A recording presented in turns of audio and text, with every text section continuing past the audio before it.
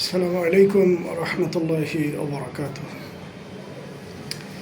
ইরানের সাথে যুদ্ধ করে আমেরিকা ইসরায়েল এখন নিজেরাই নিজেদের জানের অস্তিত্ব সংকটে পড়েছে। সম্প্রতি আমেরিকার প্রেসিডেন্ট নিজেও তেনার জানের শঙ্কা করতেছেন, বিমান রেখে টলিতে করে অন্য বিমানে করে যাচ্ছেন। ইসরায়েলের প্রধানমন্ত্রী তেনার ছেলেকে হত্যার আশঙ্কা করছেন। মানে ইরানের সাথে যুদ্ধ লেগে বা যুদ্ধে জড়িয়ে বা আক্রমণ করে তারা নিজেরাই এখন ঘুমাতে পারতেছে না। 24 ঘন্টা প্রাণনাশের ভয়ে তারা প্রকম্পিত থাকে। এইটা কয়জন করতে পারছে?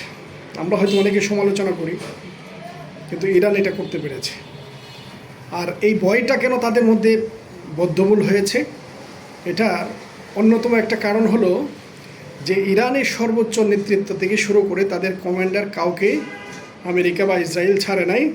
এমনকি পৃথিবীর বহু দেশের রাষ্ট্রপ্রধান বা বিশিষ্ট রাজনৈতিক ব্যক্তিত্ব অনেকের হত্যার সাথে এই দুইজনের নাম জড়িয়ে আছে। এই জন্য তাদের মধ্যে এমন এক ভয় কাজ করতেছে যে আমরা যেই কাজটা এতদিন করে আসছি এখন সেটাই নাকি আমাদের উপর আবার চড়া হয়।